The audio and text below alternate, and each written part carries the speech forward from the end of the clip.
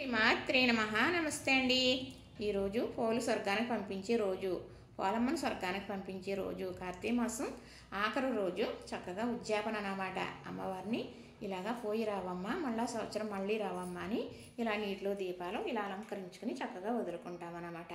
మరి అందరికీ కాలువలో బోధులు సౌకర్యాలు ఉండవు కదా, మాకు కూడా 1 కిలోమీటర్ వెళ్ళాలి కాబట్టి ఇంట్లోనే నేను ఎప్పుడు ఇలా వదిలేసుకుంటానండి.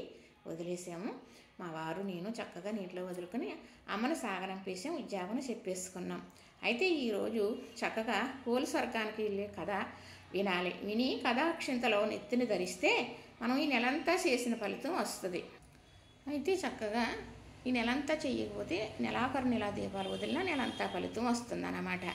ఈ నెలంతటా 33 ఒత్తులు ఒక ఆవునేతిలో తడుపుకుని ఇలా చక్కగా, మరి ఈ తామరాకులు గిన్నెలండి, 3 గిన్నెలు పెట్టాను అలా తేలాలి కదా అని, మరి ప్రముద్లోనే పెట్టాను ఆవునేతి దీపాలు.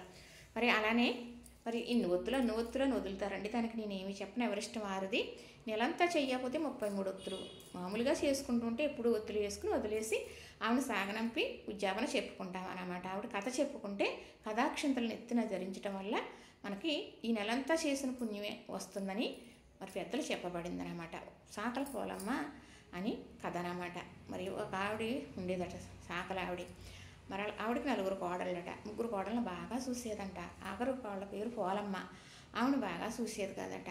ఈ 3 కోడళ్ళని తీసుకుని కార్తీక మాసం మొదలు రోజు వెళ్ళిపోయి కాలువలో స్నానం చేసేసి దీపాలు వదిలేసి గుళ్ళోకి వెళ్ళి చాలా శ్రద్ధాభక్తులతో పూజలు చేసి వచ్చేదట. ఎందుకు, చిన్న కోడలను చూసేదే కాదు.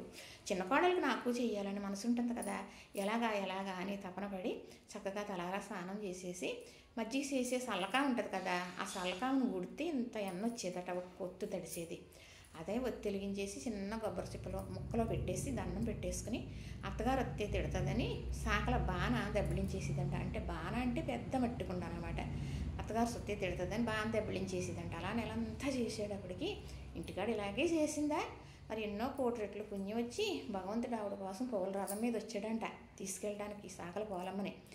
అయితే అప్పుడు మా అత్తగారు నా తోటికోడళ్ళు నాతోటే ఉండాలని భగవంతుని బతుకులాడుకుని వాళ్ళని కూడా తీసుకెళ్ళిందంట. చూసారా, అంత గొప్ప మనసుతో ఉండాలని ఈ కథలో చెప్పబడింది అన్నమాట. ఆవిడ పేరే పోలమ్మ.